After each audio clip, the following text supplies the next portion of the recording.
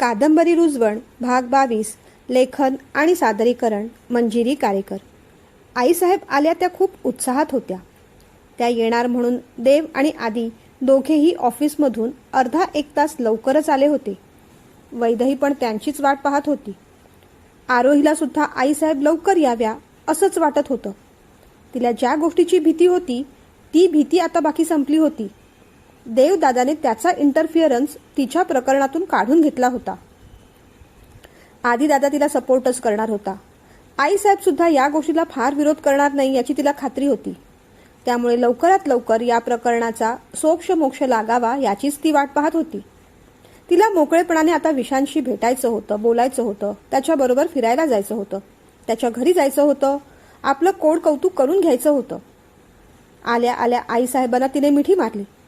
वैदहीने चटकन पुढे होऊन नमस्कार केला. आधीने पण आईसाहेबांना जवळ घेतलं. यात अलिप्त वाटत होता तो देवादेव. काय रे देव, तुझा चेहरा का पडला असा? आम्ही आलो त्याचा फार आनंद झालेला नाही तुला? आईसाहेबांनी विचारलं. तसं का असेल? उलट तुमचाच चेहरा ओढलेला दिसतोय.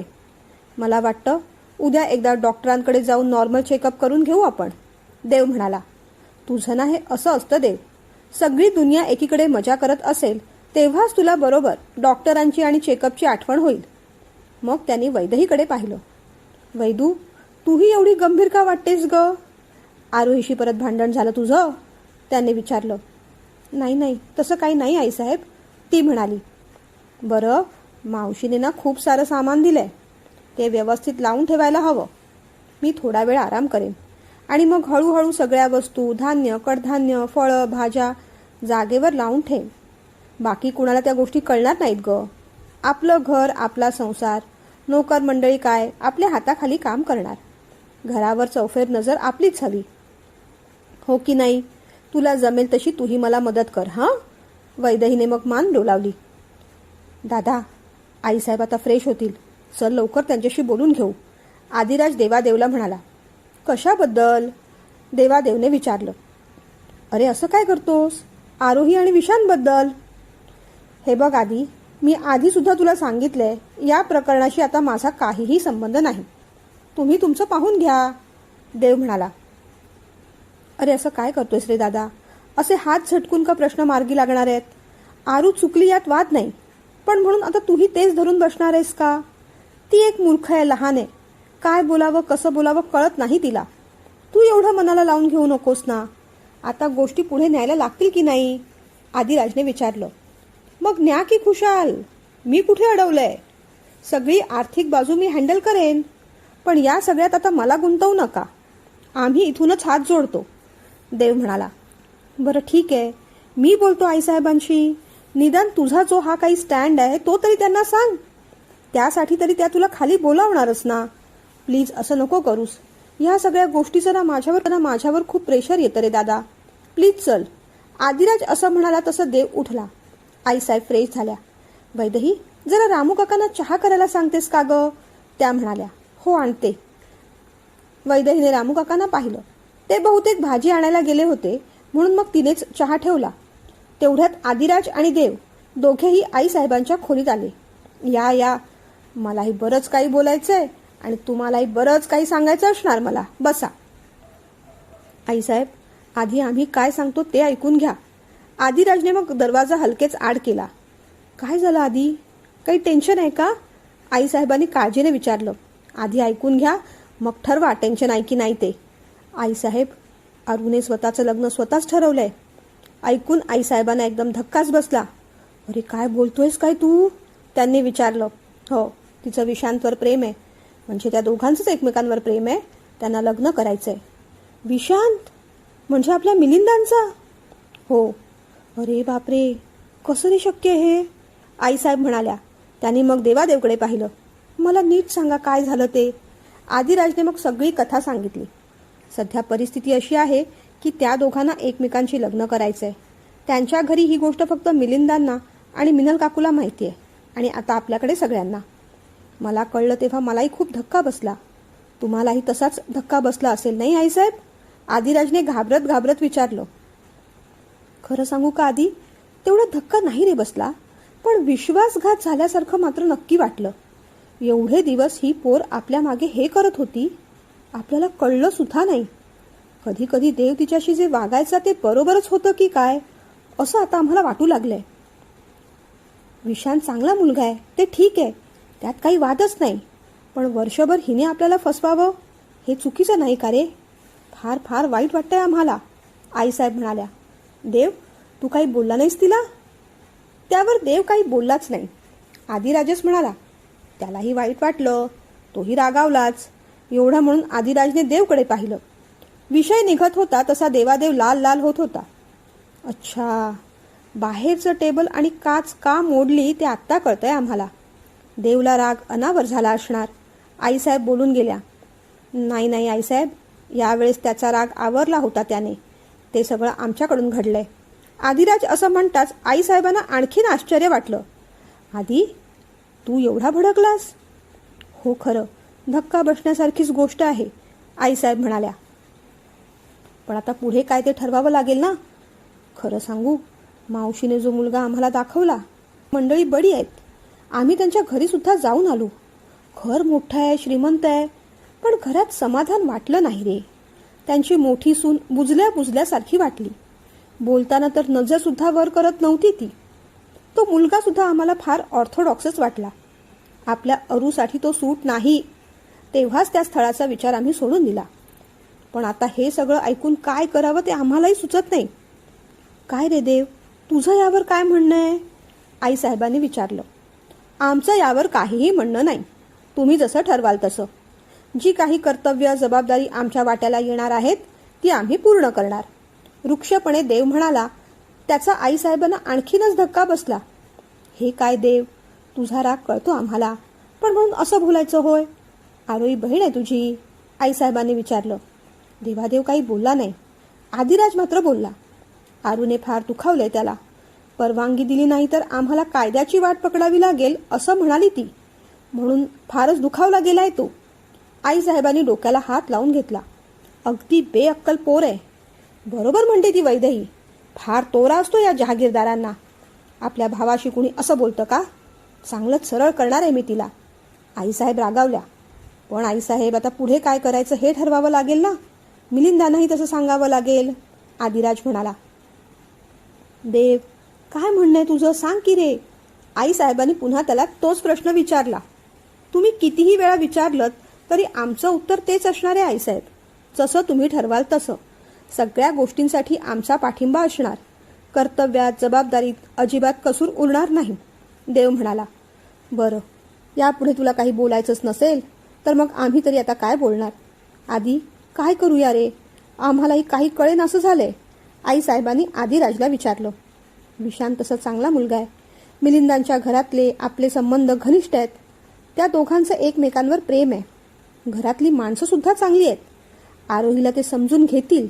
फक्त, तो एवढा म्हणाला आणि तेवढ्यात दरवाजा नॉक करून वैदेही आत आली. आत येऊ का? चहा आणला होता सगळ्यांसाठी. ये ये वैदेही बाळा, तूही ये. तूही इथे असायलाच हवीस, आईसाहेब म्हणाल्या. वैदेहीने मग त्या तिघांना चहा दिला. आत्ताच आरोही आणि विशांतबद्दल कळलं आम्हाला. त्याच बाबतीत आम्ही चर्चा करत होतो. तूही या घरातली सून आहेस. तुझंही मत तेवढंच महत्वाचं आहे. तूही बस इथे, आईसाहेब म्हणाल्या. वैदेही जरा गोंधळली. तिने आधी देवादेवकडे पाहिलं. त्याची तर मान खाली होती. आता काय करावं तिला कळेना. आईसाहेब एवढं म्हणतायत म्हटल्यावर ती बसणार तेवढ्यात देवादेव म्हणाला. वैदेही, तू बाहेर थांब. सध्याही तू बाहेर थांब. सध्या या गोष्टीत तुझं मत देण्याची काहीच गरज नाही. ऐकून वैदेहीला कसं तरीच झालं. आईसाहेबांना आदिराजला पण धक्का बसला. वैदेही गुपचूप उठली आणि बाहेर गेली. आदी, दरवाजा लावून घे, देवादेव म्हणाला. आदिराजला आणखीनच खराब वाटलं. आता आणखीन पुढे काही घडू नये म्हणून तो उठला. वैदेहीने हलकेच त्याच्याकडे मागे वळून पाहिलं. तिच्या डोळ्यात पाणी होतं. सॉरी वैदेही, तो म्हणाला. ती काही बोलली नाही, पुढे निघून गेली. फार फार रडू आलं तिला. हे काय देव, कसं बोललास तिला? अरे काय वाटलं असेल तिला? किती दुखावली असेल ती? अक्कल नाही का रे तुला? आईसाहेब आता देवादेववर चिडल्या. आता आपण पुढे जे काही बोलणार आहोत ना, ते ऐकून ती जास्त दुखावली असती. म्हणूनच तिला बाहेर थांबायला सांगितलं. तिच्याशी असं वागायला आम्हालाही फार आनंद होत नाहीये. देवादेव असं म्हणताच आईसाहेब पण शांत झाल्या. हो, दादाचं म्हणणं बरोबर आहे आईसाहेब. विषय आरोहीचा असला तरीही तो विशांशी आणि त्याच्या घरच्यांशी संबंधित आहे. आपण जी काही चर्चा करणार, पॉझिटिव्ह किंवा नेगेटिव्ह, त्या सगळ्या गोष्टीचा तिच्या मनावर वाईट परिणामच होणार. सध्या ती इन्व्हॉल्व्ह न झालेलीच बरी. आदिराजचं म्हणणं आईसाहेबांना पटलं. बरं, तू काय म्हणत होतास आदी? त्यांनी विचारलं. म्हणजे मिलिंदांच्या घरी सगळे चांगले आहेत, पण तरीही आरोही ज्या वातावरणात वाढली आहे ती तिथे ॲडजस्ट होईल का अशी भीती वाटते. आपलं राहणीमान, त्यांचं राहणीमान, बराच फरक आहे. परिस्थितीत फरक आहे. 40-50 हजार तर आरोही फक्त शॉपिंगवर खर्च करते, पण विशांत अजून त्याच्या बिझनेसमध्ये स्ट्रगल करतोय. नोकरीबरोबर बिझनेस सांभाळणं सोपं नाही. त्याचं सगळं लक्ष आता सेव्हिंग्जवर असणार. तिचे अतिरिक्त खर्च, शॉपिंग, हट्ट, लाड तिथे पुरवले जातील असं वाटत नाही. अर्थात या सगळ्या गोष्टी महत्त्वाच्या नसतातच, पण आरोहीने हे एक्सेप्ट केलं पाहिजे. सध्या फक्त प्रेम, मजा, फिरणं या झोनमध्ये आहे ती. उद्या लग्न झालं की त्या घरची शिस्त, संस्कार, जबाबदाऱ्या अंगावर घ्याव्या लागतील. आपल्या इथे चहासुद्धा हातात मिळतो तिच्या. तिथे जेवणापासून घरचं वरकाम घरातली मंडळीच करतात. या सगळ्या गोष्टीचा आरोहीने विचार करायला हवा. आणि दादाचं सुद्धा म्हणणं तेच असणार. हो ना दादा? आणि म्हणूनच त्याने वैदेहीला बाहेर थांबायला सांगितलं. आदिराज म्हणाला. देवादेवने पटून हलकेच मान डोलावली. मग काय करूया? नकार देऊन सुद्धा ऐकणार नाही ती. उद्या आपण भरतीकडे जुळवून द्यायचं आणि त्यात तिचं अकल्याण झालं म्हणजे रे काय करायचं? इथे निदान सपोर्टला आपण तरी आहोत. लग्न झालं तरी भाऊ म्हणून तुम्ही तिचे हट्ट पूर्ण करणार. हळूहळू तिलाही समज येईल. दादासाहेब चांगले आहेत, वीणाताई चांगल्या आहेत, मिलिंदा आणि मिनल काकूंचा तर प्रश्नच नाही. विशांत सुद्धा सज्जन, संस्कारी, निर्व्यसनी मुलगा आहे. शांत आहे. आरोहीला समजून घेईल असंच वाटतं आम्हाला. शेवटी काय, ती सुखी समाधानी राहिली पाहिजे. कुठेही लग्न करून दिलं तर कॉम्प्रोमाइज हे करावंच लागणार आहे, आईसाहेब म्हणाल्या. माझेही तेच म्हणणे आईसाहेब. या बाबतीत पुढे जायला हरकत नाही, पण या सगळ्या गोष्टींची कल्पना अगोदरच आरोहीला स्पष्टपणे द्यायला हवी. पुढे जाऊन नंतर तिला तिच्या निर्णयाचा पश्चाताप व्हायला नको. आदिराज म्हणाला. बरोबर आहे तुझं आधी, आपण बोलूया तिच्याशी, आईसाहेब म्हणाल्या. आईसाहेब, या सगळ्या गोष्टी बोलून झाल्यानंतर तुम्ही लगेचच मिलिंदांशी पण बोलून घ्या. वाटल्यास आजच बोला. ऑफिसमधून अजून निघाला नसेल तो. डायरेक्टली इथेच येईल. ठीक आहे. आता वेळ काढण्यात अर्थच नाही. सगळ्या गोष्टी इतक्या पटापट घडतायत की डोकं नुसतं बधीर झालंय. देवचं लग्न झालं, वैदेही घरात आली. तुझं आणि प्रांजलचं लग्न झालं आणि काल परवाच राधाचं कळलं. आणि आता आरोही आणि विशांचं. पान बदलावं एवढ्या पटापट घटना घडतायत. देव, मिलिंदांना बोलूया ना? आईसाहेबांनी त्याच्याकडे पाहून विचारलं. करतो मी फोन त्याला. यावेळेस तो वेगळं काहीतरी बोलला हे पाहून आईसाहेबांना जरा बरंच वाटलं.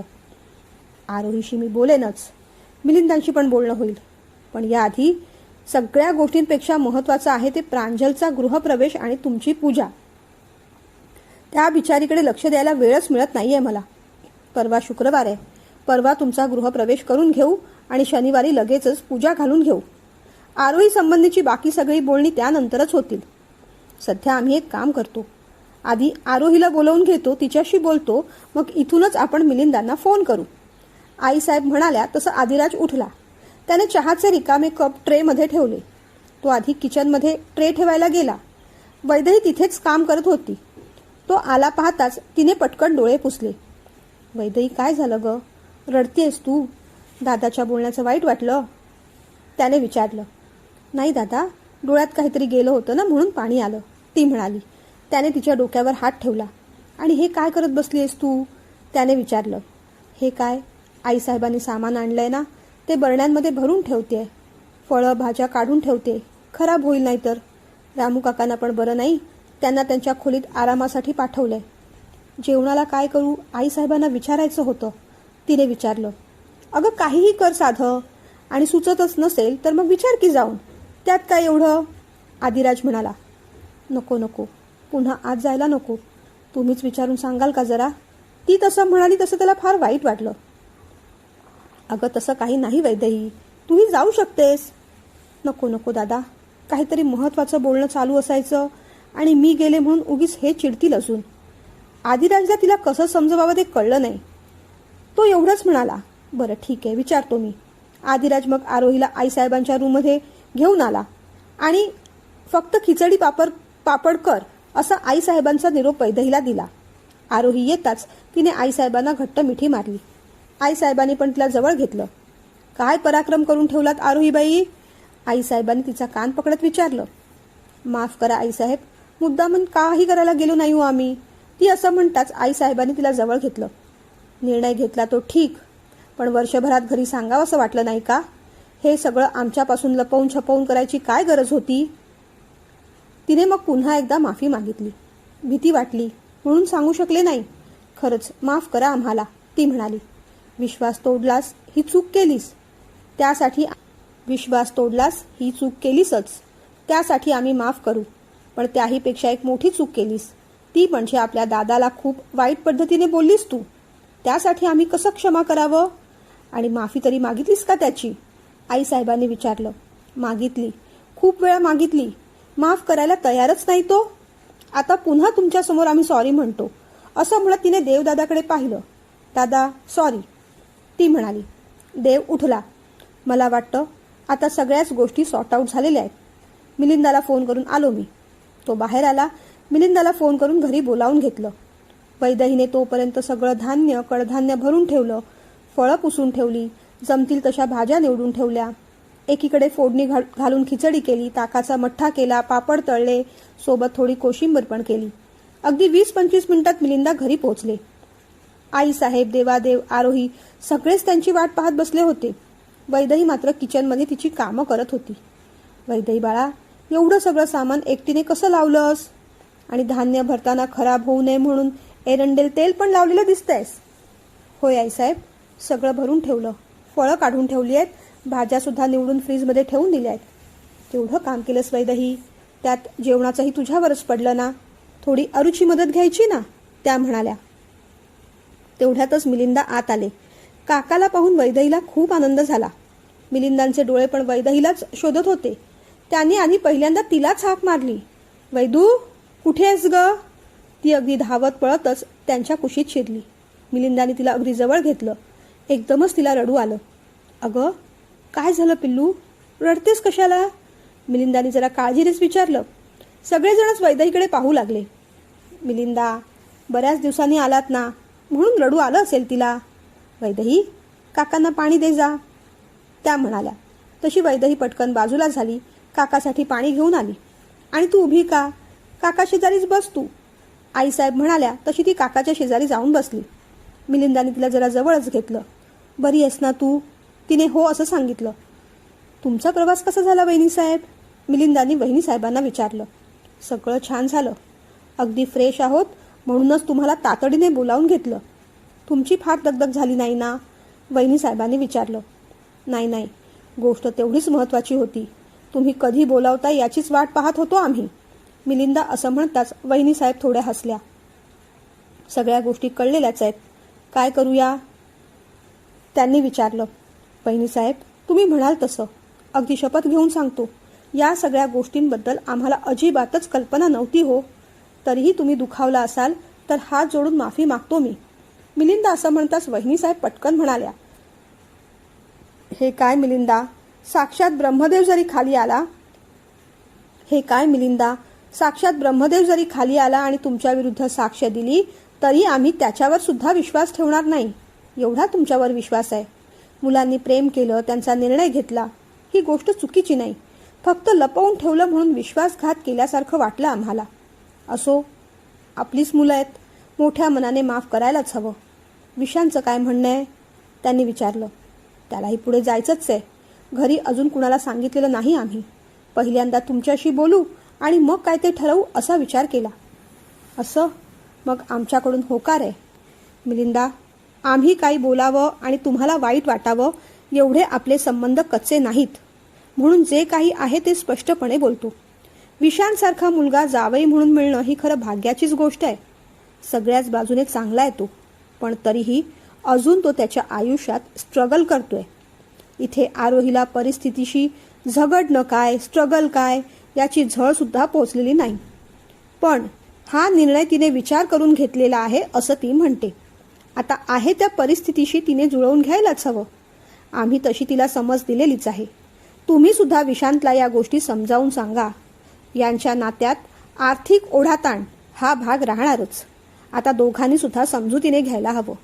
बाकी घरचं वातावरण, संस्कार, पद्धती या सगळ्याची आरोहीला कल्पना आहे आणि ते उत्तमच आहे. आम्हाला तर त्यात काहीच शंका नाही.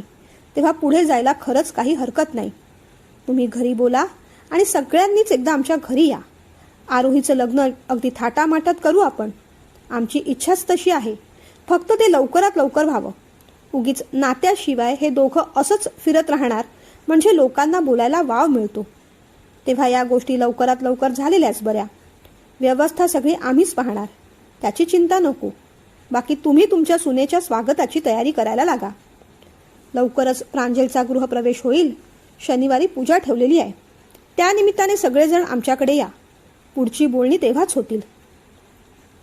वैदेही, बाळा, त्या सामानाच्या बॅगमध्ये कंदी पेढे पण होते. ते घेऊन येतेस का जरा? हो, आणते, असं म्हणत वैदेही आत गेली. आई साहेबांनी बॉक्स फोडला. त्या वैदेहीलाच म्हणाल्या, जा, आधी देवाकडे हे पेढे ठेवून घे आणि दुसऱ्या बॉक्समधले पेढे सगळ्यांना दे. सगळ्यांचं तोंड गोड कर. आपल्या आरोहीचं लग्न जमलं. वैदेही हसली. तिने सगळ्यांच्या हातावर एक एक पेढा ठेवला. आरोहीला पेढा देताना घट्ट मिठी मारली. तिने पण तिला अगदी जवळ घेतलं. पेढा भरवला. मिलिंदा निघाले. त्यांनी वैदेहीला जवळ बोलावलं. वैदू, एखाद दिवस येतेस घरी? बहिणीसाहेबांना विचारतो हवं तर मी. त्यांनी विचारलं. वैदेहीने आधी देवादेवकडे पाहिलं. तोही तिच्याकडेच पाहत होता. नको काका, आईसाहेब नुकतेच आले आहेत ना. शिवाय प्रांजलचा गृहप्रवेश पण आहे. पूजा आहे. सगळी तयारी करायची आहे रे. नंतर येईन. वैदेही म्हणाली, मिलिंदा, आता तिचं येणं जाणं होतच राहणार. तिच्या भावाचं लग्न आहे. काळजी करू नका. तिला जेव्हा वाटेल तेव्हा जावं तिने. आम्ही अडवणारे कोण हो? आईसाहेब म्हणाल्या तसे मिलिंदा हसले आणि बाहेर पडले. देव मिलिंदांबरोबरच त्यांना सोडायला बाहेर पडला. देव, घरात आनंद आहे. आता तरी राग सोडून दे ना. त्याचा तुला तर त्रास होतोच आहे, पण आईसाहेबांना पण होतो हे लक्षात ठेव. आरोही चुकली, पण मोठ्या मनाने माफ करून टाक तिला. कळतंय का? ऐकूनच देवादेवच्या डोळ्यातून घळाघळा अश्रू वाहू लागले. एकदमच पर्क करून टाकलं तिने आम्हाला. विशांच्या प्रेमासाठी आम्हाला कायद्यासमोर उभं केलं. कसं सहन होईल आम्हाला? आम्ही शत्रू का आहोत तिचे? प्रत्येक वेळेस स्वतःच्या आधी तिच्या सुखाचा विचार केला. तिची काळजी घेतली. तिने मात्र एका क्षणात एक घाव 2 तुकडे करून टाकले. आम्हाला कसं वाटतंय सांगू का मिलिंदा? त्या अगतिक झाडासारखं. एक ना झाड असतं, अगदी मजबूत, टणक. आपल्यावर कुणालाही घाव करता येणार नाही याची खात्री असलेलं. लाकूड तोड्या ते झाड कापण्यासाठी लोखंडाचा धारदार तुकडा घेऊन येतो. त्या तुकड्याने झाड कापायला जातो. एवढा धारदार तुकडा, पण तरीही त्या लाकूड तोड्याला झाड काही कापता येत नाही. उलट त्याचा हातच कापतो. मग तो लाकूड तोड्या विचार करतो. तो त्याच झाडाच्या मोडलेल्या, पडलेल्या, वाकलेल्या फांद्या जमा करतो. त्याचा एक दांडा बनवतो. छोट्याशा लोखंडी तुकड्याला धार करून त्याला तो दांडा लावतो आणि त्याची कुऱ्हाड बनवतो. आणि मग त्या झाडासमोर उभा राहतो. तेव्हा मात्र झाडाला रडायला येतं. ते म्हणतं, लाकूड तोड्या, आज तू मला नक्कीच कापू शकशील, कारण आज माझाच हिस्सा तुझ्या बाजूने फितूर झाला. नाहीतर लोखंडाच्या अजस्त्र दांड्यानेही तू मला कधीच कापू शकला नसतास. अगदी तेच झालंय आमचं. कोणत्याही बाहेरच्या संकटाला आम्ही घाबरलो नाही, घाबरणार नाही. घात केला तो आमच्या फांद्यांनी आणि त्याउपर कायद्याचा बडगा दाखवला. गोष्टीचा मतितार्थ कळला ना रे तुला? मिलिंदांना वाईट वाटत होतं. त्यांनी त्याचे खांदे थोपटले. असं काय करतोयस देव? इतकं मनाला नको रे लावून घेऊस. देवने चटकन डोळे पुसले. म्हणाला, शनिवारी घरी पूजा आहे, या सगळ्यांनी. मिलिंदाला मिठी मारून मग त्याने निरोप घेतला. तो आत आला तेव्हा आईसाहेब आदिराजला म्हणत होत्या, आदी, उद्या जरा प्रांजलला बोलावून घे रे. मला तिच्याशी बोलायचंय. ही आनंदाची बातमी तिला सुद्धा द्यायची आहे. या आनंदात तिला सुद्धा सामील करून घ्यायचंय. आरोहीसाठी काही खरेदी करावी लागेल, त्यासाठी ती सुद्धा हवीच. आदिराजने लगेचच प्रांजलला फोन केला. ती आईसाहेबांशी बोलली. उद्याच येते असं सांगितलं. वैदेहीने मग सगळ्यांसाठी जेवण घेतलं. देव आणि वैदही सोडून बाकी सगळेजण आता पुढे काय काय करायचं, कशी खरेदी करायची या गप्पात रंगले. सगळं आवरून रात्री वैदही रूममध्ये आली तेव्हा देव शांतपणे बसला होता. ती आली, फ्रेश झाली, कपडे बदलले, झोपणार तेवढ्यात देव तिच्या बाजूला आला. बस जरा. ती बसली. त्याने तिचा हात हातात घेतला. मला सांग, मगाशी काकासमोर एवढं का रडलीस? कसलं वाईट वाटलं नेमकं? ती काही बोलली नाही. आईसाहेबांच्या रूममधून तुला बाहेर जायला सांगितलं म्हणून वाईट वाटलं? राग आला माझा? त्याने विचारलं. नाही, ती म्हणाली. त्याने तिला अगदी जवळ घेतलं. कदाचित आता मी असं का वागतोय तुला कळणार नाही, पण तुझ्या इतकाच मी सुद्धा नात्यांच्या कात्रीत अडकलोय ग. मग थोडा वेळ दोघेही शांत झाले आणि झोपून गेले. दुसऱ्या दिवशी सुट्टीच होती, पण तरी वैदही वेळेवरच उठली. देवादेवसाठी पूजेची तयारी करून ठेवली. आज प्रांजल घरी येणार होती म्हणून जेवायला खीरपुरीचा बेत करूया असं तिने रामू काकांना सांगितलं. ब्रेकफास्ट झाल्यानंतर प्रांजल घरी आली. आईसाहेबांना आनंद झाला. आरोहीने तिला मिठी मारली. वैदही पण पुढे झाली, तिची भेट घेतली. आता सगळ्यांनीच बसा, खूप काही गोष्टी बोलायच्या आहेत मला. हो हो आईसाहेब, बोलूया, पण त्याआधी मस्तपैकी कोल्ड कॉफीचा बेत करूया. वैदही, सगळ्यांसाठी कोल्ड कॉफी करशील? आदिराज वैदहीला म्हणाला. हो, आणते. ती उठली तेवढ्यात आदिराज म्हणाला, मी पण येऊ का ग मदतीला? नको नको दादा, तुम्ही प्रांजलशी गप्पा मारा, आणते मी, असं म्हणत ती आत गेली. सगळ्यांसाठी कोल्ड कॉफी घेऊन आली. आईसाहेबांनी मग प्रांजलला आरोहीच्या लग्नाला होकार दिल्याचं सांगितलं. अर्थात विशांतकडून तिला ती गोष्ट कळलीच होती. प्रांजल, त्या सगळ्या गोष्टी होतीलच, पण या शुक्रवारी तुझा आधी गृहप्रवेश होईल. शनिवारी लगेचच पूजा करून घेऊ. बाबांना भेटायला आम्ही येऊच, पण तूही निरोप दे. आणि हे बघ, शनिवारी विशांतच्या घरातली मंडळीसुद्धा आपल्याकडे येणार आहेत. काय काय खरेदी करायची ते मी सांगेनच. मला फार दगदग सहन होणार नाही, तेव्हा आता तुम्हीच जाऊन सगळं घेऊन या. आज संध्याकाळपर्यंत तू इथेच थांब. तू, वैदही, आरोही तिघी जा. त्या लोकांसाठी भेटवस्तू वगैरे कपडे घेऊन या. आदिराज येईल तुमच्यासोबत. चालेल ना? अगदी चालेल आईसाहेब, तुम्ही म्हणाल तसं, प्रांजल म्हणाली. मग आता जेवून घ्या, दुपारी थोडी विश्रांती घ्या आणि संध्याकाळी 4-4:30ला निघा खरेदीला. चालेल ना ग वैदही? आईसाहेबांनी वैदहीला विचारलं. वैदही बिचारी काय बोलणार होती. ती काही बोलायच्या आधीच देवादेव पटकन म्हणाला, वैदहीला नाही जमणार. मला तिला काही बँकेचे व्यवहार समजवायचे आहेत आणि संध्याकाळी आम्हाला बाहेर जायचे. ते ऐकून आईसाहेबांना पण राग आला, पण देवादेवची मनस्थिती त्यांना कळत होती. यात वैदहीचं मरण होतंय हे सुद्धा समजत होतं. तुम्हाला आता कुठे बाहेर जायचंय? आईसाहेबांनी विचारलं. देवळात. आईसाहेब पुढे काही बोलल्या नाहीत. पुढे कुणीच काही बोललं नाही. जेवण झाल्यानंतर देवादेवने काही महत्त्वाचे डॉक्युमेंट्स काढले. वैदहीकडून काही साईन्स घेतल्या, फॉर्म भरून घेतले. संध्याकाळी देवळात जाऊया, तयारी करून राहा तू, एवढं म्हणाला आणि तो बाहेर पडला. संध्याकाळी रामू काकांनी सगळ्यांसाठी चहा केला. चहा घेऊन आरोही, प्रांजल, आदिराज खरेदीला निघाले. त्यांच्या पाठोपाठ देव आणि वैदही सुद्धा.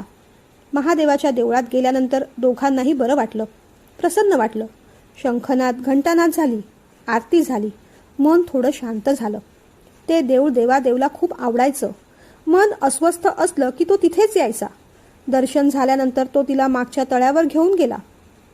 पाय बुडवायचे तळ्यात? त्याने विचारलं. नाही. दोघेही तिथे शांत बसले. आज त्यांच्याबरोबर तुला खरेदीला न पाठवता इथे घेऊन आलो. त्याचं वाईट वाटलं का? त्याने विचारलं. नाही.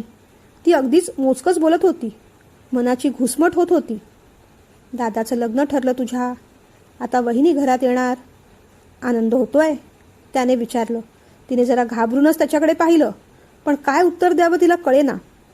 लग्नाला आईसाहेबांचा होकार मिळाला. सगळ्यांनाच आनंद झालाय. माझ्या वागण्याने त्यावर विरजण पडते हेही कळतंय मला, पण मला खोटं वागता येत नाही. या लग्नाला माझा नकार नाही, पण आनंदाने सहभागसुद्धा नाही. आरोहीने निर्णय घेतला, स्वतःच्या मर्जीने सगळं ठरवलं. आम्हाला काही सांगितलं नाही. याही गोष्टी आता महत्त्वाच्या उरलेल्या नाहीत, पण ज्या परकेपणाने ती वागली ती गोष्ट मात्र मनात कायमची रुतली गेली आहे. माझं दुःख तिला कळावं अशी माझी अजिबातच अपेक्षा नाही, पण आपल्या असण्या नसण्याने तिच्या आनंदात तसूभरही फरक पडणार नाहीये या जाणीवेने थोडा त्रास होतोय बाकी. पण हळूहळू सावरतोय मी. या सगळ्याचा तुलाही त्रास होऊ नये असं वाटतं मला. तुला तुझ्या दादाशी बोलायचं असेल, घरच्यांना भेटायचं असेल, कळतंय मला. शनिवारी पूजा झाली की तू त्यांच्यासोबत थोडे दिवस जा तिथे. बरं वाटेल तुला. अगदी मोकळेपणाने राहा. कोणतंही दडपण मनावर ठेवू नकोस. तिने क्षणभर त्याच्याकडे पाहिलं. खरंच सांगतोय मी, खरंच जा. गेले काही दिवस तुझी फार घुसमट होतीये, कळतंय ना मला. मला कुणालाही त्रास द्यायचा नसतो ग. उलट तो कुणाला होऊ नये असाच माझा प्रयत्न असतो. आणि म्हणूनच सगळ्यात जास्त त्रास मलाच होतो. जाऊ देत, मला माझ्याविषयी बोलायचं नाही आहे सध्या. आईसाहेबांना सांगेन मी तसं. शनिवारी पूजा झाली की तू जा त्यांच्याबरोबर. पण 4 दिवसांनी परत यायचं हां.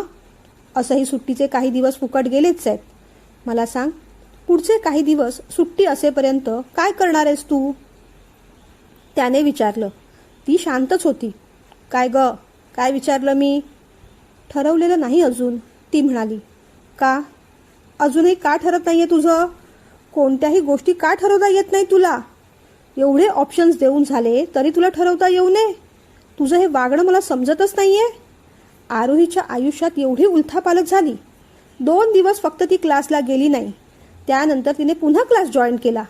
आणि तू मात्र अजून ठरवतेच आहेस. काय म्हणायचं काय तुला? तुला ठरवता येत नसेल तर आता मी सांगतो काय करायचं ते. 4 दिवस गपचूप घरी जाऊन यायचं. त्यानंतर पुढचं सगळं शेड्यूल मी सांगेन तसंच असेल तुझं. सकाळी माझ्याबरोबर जिमला यायचं. तिथून पुढे माझ्यासोबत ऑफिसला चलायचं. संध्याकाळी 6 वाजेपर्यंत आपण घरी येऊ. त्यानंतर एखादा हॉबी क्लास करायचा असेल तर कर. कथ्थक कर, स्विमिंग कर, ड्रायव्हिंग कर, काहीही कर. आणि त्यानंतर जो वेळ असेल तो तुझा. त्यात तुला जी मजा करायची आहे ती कर, तो म्हणाला. ती आश्चर्याने पाहतच राहिली. अहो पण ऑफिसमध्ये येऊन मी काय करू? तिने विचारलं. घरी राहून काय करतेस? घरीच राहायचंय तुला? राहा कुशाल मग घरी. इतरांना देत बस कॉफी, कधी गरम कधी थंड. तो वैतागला तसं तिला वाईट वाटलं. ती शांत झाली. तोही शांत झाला. तिला वाईट वाटलं कळलं त्याला. मग तो म्हणाला. एवढं वाईट वाटून घ्यायचं काय त्यात? कोणत्या जेलमध्ये पाठवत नाहीये तुला. ऑफिसमध्ये आलीस तर व्यवहार कळेल. बँकेची सगळी कामं तिथेच समजावून सांगेन मी तुला. वाटल्यास थोडं उशिरा येत जा. ऑफिसमधून लवकर निघत जा. पण यावं तर लागेलच हां वैदही. कॉलेज सुरू झाल्यानंतर तुझं रुटीन चालू होईलच. पण तेव्हाही या सगळ्या फालतू गोष्टींमध्ये वेळ घालवायचा नाहीच आहे आता. जिम, स्विमिंग जे काही करणार आहे ते पुढे चालूच ठेव. सोबत चांगला अभ्याससुद्धा कर. PhD करायची आहे ना तुला? काय ग? तिने हो असं सांगितलं. छान. सध्या ना मला आणखीन एका गोष्टीवर बोलायचं होतं तुझ्याशी. हे बघ, आता प्रांजलचा गृहप्रवेश होईल. ती इथे राहायला येईल.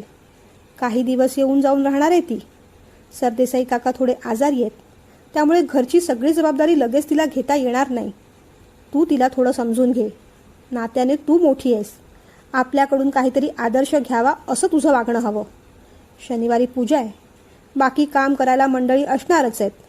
पण पूजेचा प्रसाद करणं, पूजेची तयारी करणं हे तुझं तुलाच पाहावं लागेल. आरोहीचं वागणं मला बदललेलं वाटतं. ती तिच्या आनंदात आहे. तिची फार मदत होईल अशी अपेक्षा करू नकोस. तेव्हा आईसाहेबांना विचारून सगळं प्लॅनिंग अगोदरच करून ठेव.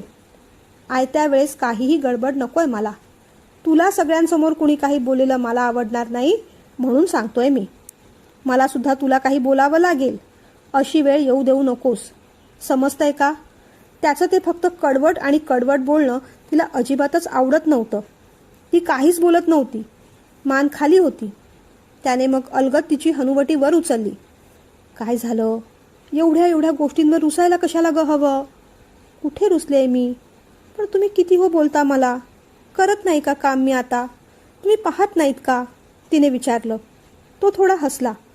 पाहतोय ना ग, करतेस, खूप करतेस तू.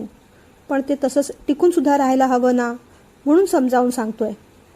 कधी कधी तुमचं बोलणं फार कठोर असतं. अगदी औषधाची कडू गोळी दाताखाली यावं असं वाटतं मला. तिची ती उपमा ऐकून त्याला जरा हसायलाच आलं. एवढं प्रेमाने बोलतोय तरी माझं बोलणं तुला औषधाची कडू गोळी वाटते होय? मग खरंच कधी एकदम ओरडलो तर काय म्हणशील? कडू गोळी देतोय तोपर्यंत समजून घे. पुढे आता भविष्याबद्दल काय करायचं ठरवलंयस, कसं वागायचं ठरवलंयस ते लवकर सांग मला. नाहीतर उद्या जास्तच कठोर बोललं तर ते बोलणं तुला इंजेक्शन दिल्यासारखंच वाटेल. ते तर अजिबातच सहन होणार नाही मग. आणि हे बघ, आता लगेच डोळ्यात पाणी वगैरे आणू नकोस. एवढं काहीही बोललेलो नाही मी. कालही काकासमोर अशी रडत होतीस जसं काय तुझ्यासमोर मी छडी घेऊनच उभा राहतो रोज. काय वाटलं असेल त्याला? असं कुणी वागतं का? एवढं कसलं वाईट वाटत होतं तुला? मनात जे असेल ते बोल माझ्याकडे. मनात नको ठेवत जाऊस. तिच्या डोक्यावर हात ठेवत तो म्हणाला.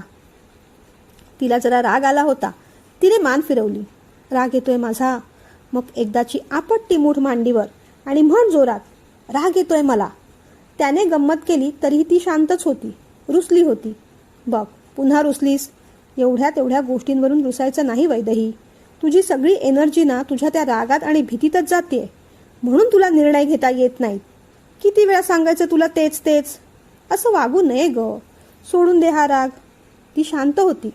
बरं चल, आपण पाणीपुरी खाऊया का? नकोय मला, ती रागानेच म्हणाली. मला हवी आहे. चल ग, उठ. चल उठ. तो उठला. तीही उठून त्याच्या मागोमाग चालू लागली. मला सांग, माझ्यासाठी मीडियम पाणीपुरी घेऊ का गोड? मला का विचारता? सांग ना ग. मीडियम घ्या. भैया, एक मीडियम पाणीपुरी दे ना. पाणीपुरीची प्लेट त्याने तिच्या हातात दिली. तिने गुपचूप घेतली पण. तुम्ही नाही घेणार? तिने विचारलं. हे सगळं खात नाही ग मी. आणि तसंही तुला खाताना पाहिलं ना की माझं पोट भरणार. घे, तू खा. पाणीपुरी खाऊन तिचं मन अगदी तृप्त झालं. आता गेला ना राग? त्याने विचारलं. मग ती गोड हसली. दोघे घरी आले. काही वेळाने खरेदी करून आदिराज, आरोही आणि प्रांजल सुद्धा आले. त्यांनी केलेली खरेदी आईसाहेबांना आवडली. त्यांनी वैदेहीला जवळ बोलावलं. वैदू, तूही बघ. तिने बघितल्यासारखं केलं. छान आहे सगळं, असं म्हणाली आणि मग आलेच हं, असं म्हणत ती किचनमध्ये गेली. आईसाहेबांना देवादेवचं आणि वैदेहीचं अलिप्त वागणं सहन होत नव्हतं. पण देव दुखावलाय हे सुद्धा कळत होतं. वैदेहीचं त्यात मरण होतंय हे सुद्धा समजत होतं. प्रांजल गेल्यानंतर त्या किचनमध्ये आल्या. वैदेही एकटीच होती. तिला जवळ घेत त्या म्हणाल्या, देव अलिप्तपणे वागतोय समजतंय मला, पण तू असं अलिप्त नको राहूस. तुझा स्वभाव नाही तो. तुला त्याचा त्रास होईल. देवशी पुन्हा एकदा बोलणारच आहे मी. तो समजला तर ठीक, नाहीतर काय करावं ते आम्हालाही कळत नाही आता. मिलिंदाने होकार मिळाल्याची बातमी विशांतला सांगितल्यापासून तो खूपच आनंदात होता. मिनल काकूंना पण खूप आनंद झाला.